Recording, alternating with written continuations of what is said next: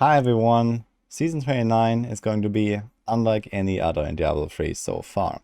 There is going to be a paragon cap of 800 points. You cannot spend more than that. You can still grind more, but they are just cosmetic.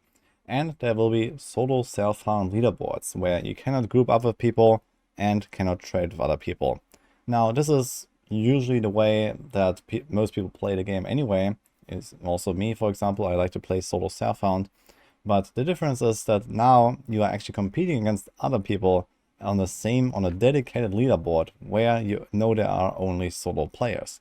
And together with the paragon cap, this makes for a very different experience in Season 29.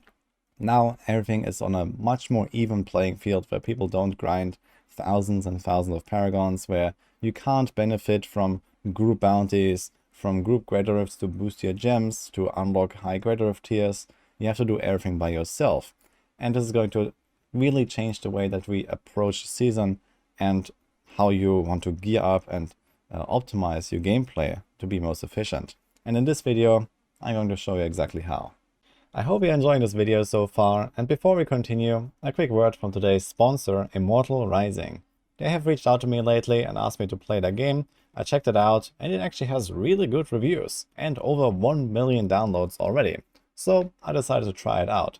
This is an idle ARPG where you can progress with your character nearly infinitely and reach insane amounts of like levels, damage, etc. Diablo 3 numbers are a joke compared to this game. Effectively, this game is in auto battle mode and it's up to you to customize your character to your liking. You can choose different weapon types like daggers, swords, bows.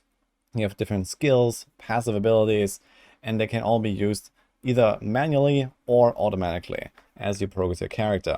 And they all look superb. And you guys know me, I love min-maxing my builds, and this is exactly what you do in this game all the time. So you choose which avenue to progress. There's different types of content that you can do. There are bosses, there are dungeons, there are like these various challenges you can complete for various rewards. And the good thing is that even while offline, the game keeps progressing for you. So the next time you log in, you have a bunch of things to work with for your character. And right now, Immortal Rising is celebrating their 2nd anniversary. And for that, they're giving out tons of free stuff in the game.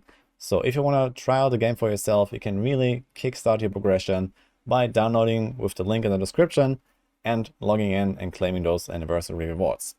Now, let's go back to the video. So to understand how to be efficient in Season 29, you have to know about the Greater Rift 90 strategy. This is exactly what you're seeing in those clips here right now. Greater Rift 90 is where it's at when you want to farm gear. Why is it Greater Rift 90? Well, there's the so-called loot cap, where the Rift Guardian at the end of the run drops the most items possible. Going higher Greater Rifts will not actually change how many items drop. Before that, there's fewer items dropping, and also many of them are not legendary or set items. But at Greater Rift 90, you get, I believe it's 11 drops or 12, and all of them, or almost always all of them, are going to be legendary. There is a very slight benefit to going higher Greater Rifts, because the magic find still increases, and you're gonna find fewer of those odd yellow or blue items that drop here and there. But the thing is that for the most part, it doesn't really matter, and all that matters is going as fast as possible on Greater Rift 90.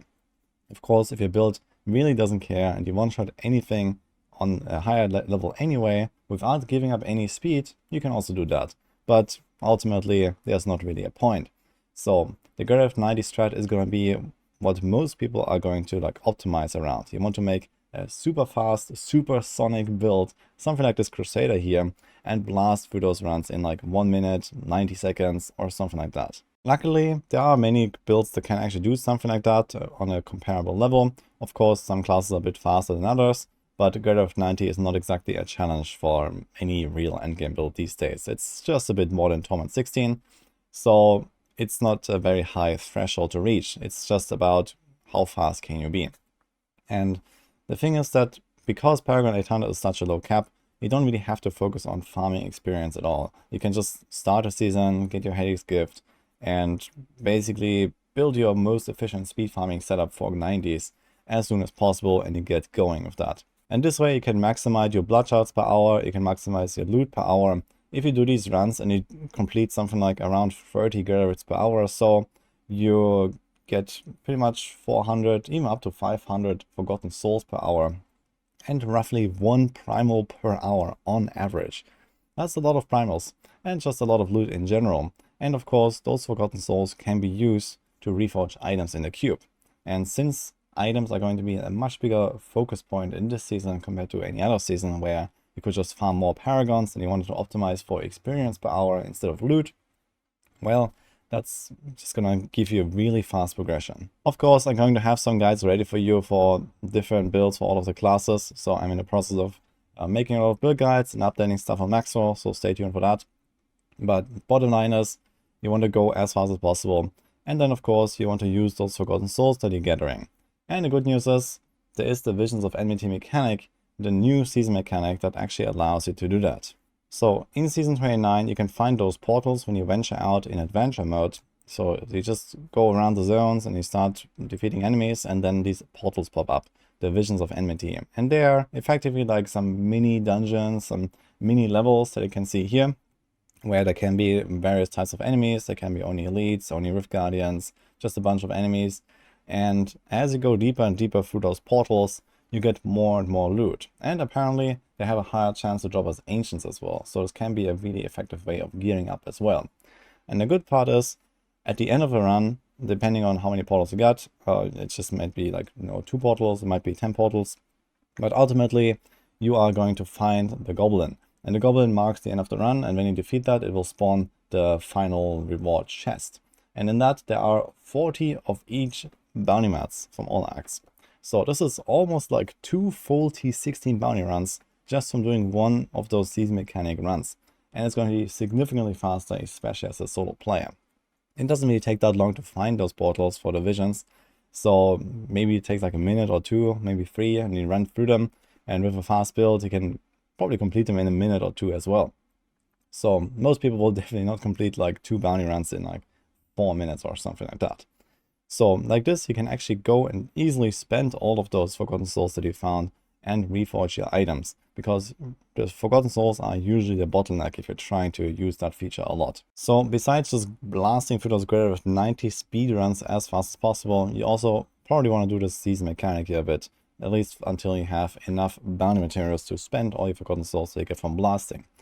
But even if this turns out to be a very efficient way of gearing up, you probably still have to do a lot of greater rifts anyway, and probably still want to focus more on the greater rift sides, because, well, you need to level your gems, and you need to get augments, and especially Petrified screams that you can use to get those augments only drop in greater rifts. So, in case you have not seen that before, when you complete greater rifts, there's a 5% chance to find a Petrified scream. This is a relatively recent addition to the game, and it allows you to get augments quite easily. So you can find them and you can put them into the Kanai's cube, and this will open a portal here. It looks like this. This is the Petrified scream. And if you complete this and go to wave 126 at least, you can find the highest level Whisper of Atonement, which is an augment only legendary gem. So you can use this to augment your ancient items and get lots of extra main stat. And of course with a paragon cap, those are going to be quite important to gear up your character. But the thing is that you can actually still level those augments further. So they start at 125 if you get them to the maximum, but if you take them to greater rifts on the highest tiers, you can level them all the way to 150 if you want. And well, getting plus 25 levels on up to 13 augment gems, that's like the equivalent of around 300 paragon levels. So this is actually pretty impactful. And you can probably squeeze out like another 1 greater rift tier of character power or so. And the most dedicated blasters are probably going to do that, just to like really reach the maximum they have with the capped power that we're gonna have in Season 29. That being said, it will be very difficult to do that. There's not really that much power in Season 29. We lose the Altar of Rights, we are capped with paragons, and we don't really gain much of like power creep in this season compared to other seasons before this. So greater with 150 solo is not really going to be very easy for most people. There's only like a handful of builds that can even achieve that on like a super try-hard high-end push. So very few people are going to do it. But at the very least, you can try to boost your gems a little bit higher, like 130, 135, maybe 140 or so. And if you're playing a really powerful build, let's say Tarasha Meteor Wizard, then that will certainly be achievable. The good news though is that it's also much easier to find the GG items for a build, or at least very near to the perfect items, because with the low paragon cap, you also have a much stronger focus on main stat on your items. So instead of like farming a few thousand paragons and then trying to roll off main stat on your rings and amulet and gloves and everywhere basically eventually, you actually want main stat now. So at least on the lower levels, this is actually a good stat.